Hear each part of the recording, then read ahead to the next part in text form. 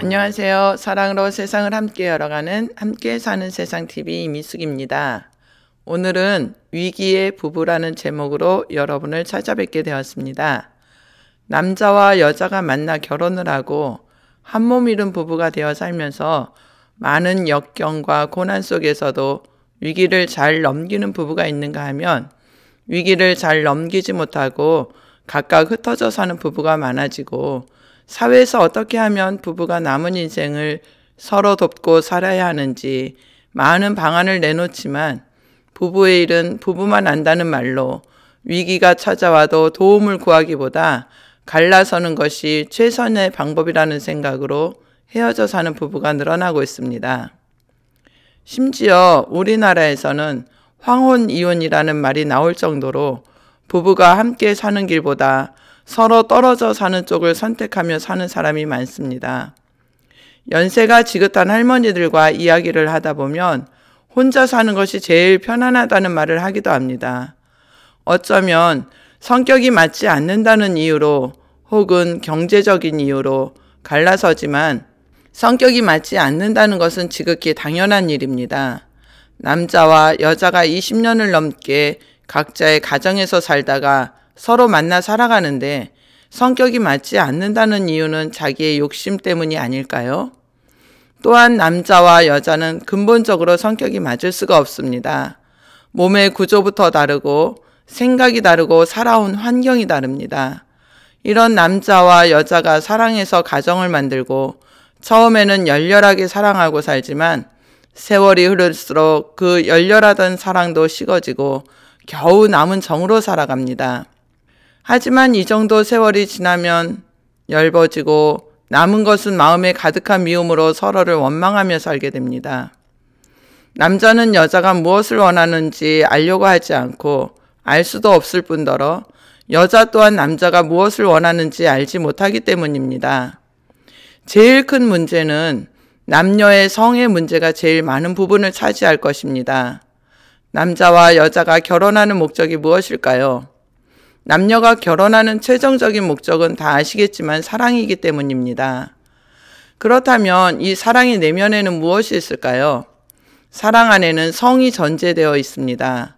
남녀가 데이트를 하고 남자가 여자를 집 앞까지 데려다 주면서 헤어지기 싫은 이유는 성 때문이 아닐까요?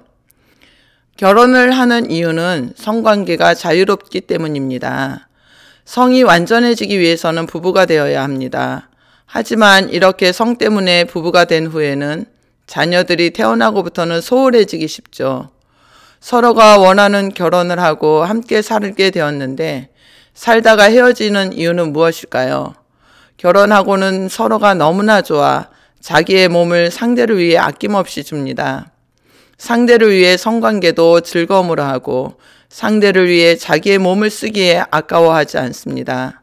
그랬던 부부가 세월이 지나 아이들이 생기면서 성관계도 뜸해지게 되고 특히 아내는 남편이 옆에 오는 것조차 귀찮아합니다. 하루 종일 집안일에 또 아이들에게 시달려 피곤한데 남편까지 성관계를 위해 치근대는 것이 짜증이 날 때도 있습니다. 아내는 남편에게 자기의 몸을 주기 싫어합니다. 남편은 아내와 잠자리 한번 하기 위해 갖은 노력을 합니다. 그리고 거절당했을 때는 몹시도 자존심이 상하죠. 저도 하나님의 사랑을 알기 전에는 남편에게 제 몸을 주기를 무척이나 많이 거부를 했었습니다. 옆에 오는 것이 싫어 아이들을 핑계로 잠자리도 멀리하게 되고 어쩌다 관계를 해도 만족을 느끼지 못하고 싫어지면서 짜증이 나서 서로 등을 돌리고 자게 되고 남편이 만지고 싶어 할 때 기분이 나쁘면 옆에 와서 손대는 것도 싫어서 차갑게 밀어내고 관계가 하기 싫어 말도 꺼내지 못하게 남편의 자존심을 짓밟아버리고 마음에 상처 주는 말로 면박을 주었습니다. 주일날 어쩌다 남편이 관계라도 맺으려 하면 주일날 뭐 하는 거냐며 면박을 주고 거절하기 일쑤였고 자존심이 상한 남편은 치사하다며 네 몸은 금덩어리로 만들었냐며 화가 나서 나가버리고 그것이 거룩한 성도인 양 착각하며 살았습니다. 내가 남편에게 요구하는 것은 수도 없이 많고 들어주지 않으면 남편은 차가운 냉대를 받으며 내 마음에서 쫓겨나야 했습니다. 이로 인해 부부싸움도 수없이 많이 했습니다. 남자는 근본적으로 자기의 성욕이 차면 흡족해 합니다. 그리고 자기의 성의 욕구가 채워지면 아내가 원하는 것을 들어주게 되어 있습니다. 원하는 것뿐만 아니라 자기의 모든 것을 스스로 주기에 아끼지 않습니다. 그러나 아내는 남편이 옆에 오는 것조차 귀찮아합니다. 그러면서 자기가 원하는 모든 것을 해주기 원합니다. 생각해 보세요. 남편의 근본적인 욕구가 채워지지 않았는데 당신이 원하는 것을 채워줄 수 있을까요? 남편은 자기의 성이 흡족해지면 아내가 원하는 모든 것을 들을 준비가 되어 있습니다. 하지만 아내는 이런 남편의 성을 채워주지 않고 자기의 것을 채워주기 원하니 남편은 아내에게서 점점 멀어지게 되는 것입니다. 남자는 성이 채워지지 않으면 격한 스트레스를 받는다고 합니다. 이렇게 부부가 서로의 성에 대해 모르고 살다 보니 부부 사이가 어그러지고 무엇 때문에 부부 사이가 어그러진지도 모르고 사는 부부가 넘쳐납니다. 사람의 사랑은 남자와 여자가 한 몸을 이루는 데 있습니다. 하나님은 사람을 사랑으로 창조하시고 생육하고 번성하며 충만하라고 복을 주셨습니다. 하나님은 사랑이시기에 사람을 만드시고 당신의 사랑을 사람에게 주셨습니다.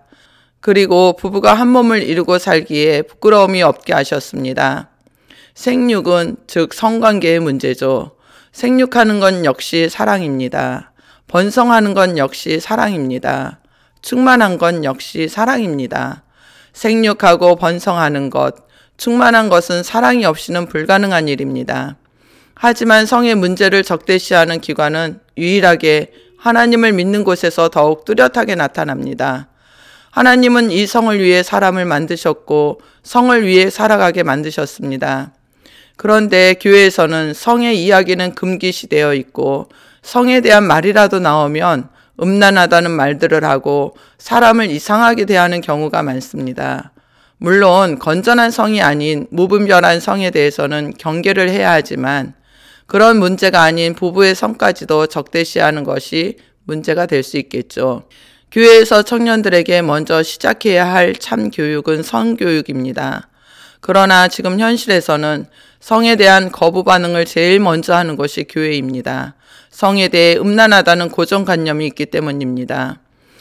이렇게 아름다운 성이 타락하여 부끄러운 것으로 전락하고 하나님의 사랑과는 아무런 상관이 없는 성으로 타락하고 말았습니다.